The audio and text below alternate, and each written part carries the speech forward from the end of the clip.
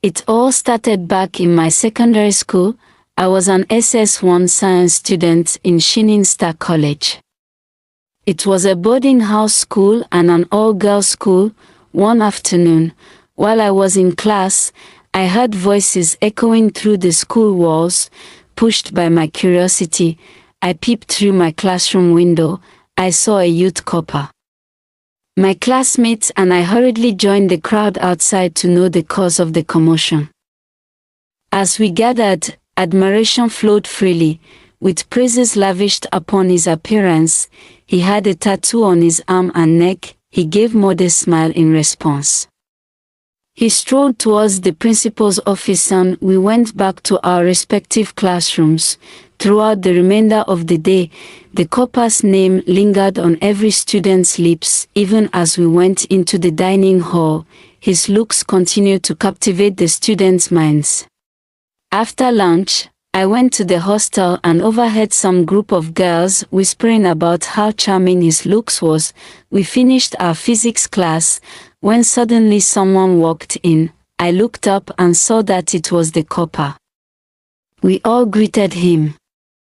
Hello class. I am Copper Sigan and I will be teaching you students computer science. The whole class began whispering in excitement. Copper Sigan began blushing. Class, that day was fun because Copper Sigan was playful and jovial.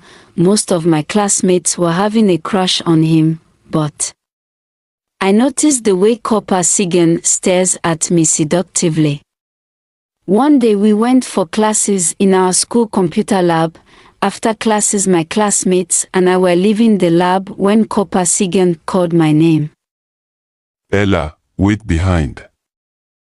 After that day, Copper Sigan and I became very close. Rumors circulated round school that we were dating.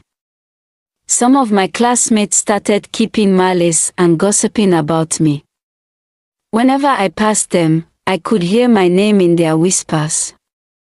To an extent that one of my classmates confronted me after night prep to stay away from Copper Sigan. As time went by, Copper Sigan made me the computer lab prefect. This didn't sit well with most of my classmates because some of them had a crush on him. During that time, I'd visit the computer lab to watch movies and play games using his laptop. I was being envied and hated by my classmates. They said all kinds of bad things about me. Wherever I went to in school, I could hear whispers and my name would be the theme of the gossip, but I didn't care. Copper Sigan would buy me lots of gifts and would gift me money sometimes. Our school closed and we left for midterm break.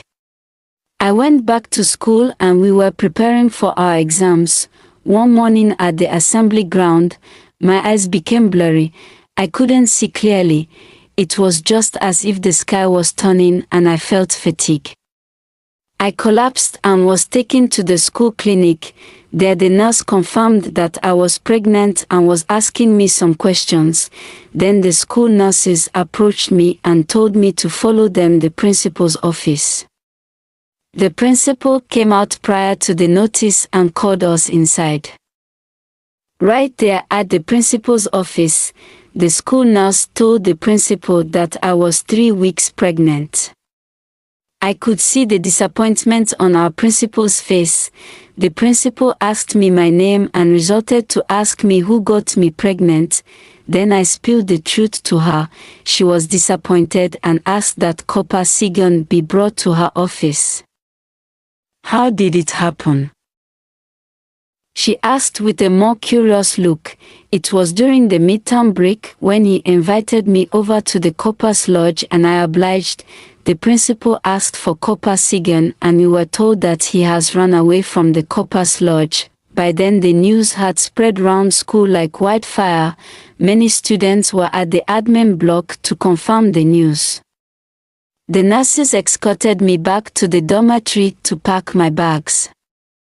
Immediately I left the principal office, I saw over 3,000 students outside. Some were laughing, some were murmuring, some even had pitiful faces. I bowed my head in shame and followed the nurses. That day I left school, I was expelled. Many questions were just running through my head. I broke down in tears immediately. When I reached home, I saw my mom at front of the house. She was washing clothes. When she saw me, she was surprised to see me. I then broke the news to her. My mother was disappointed in me. My poor mom looked at me.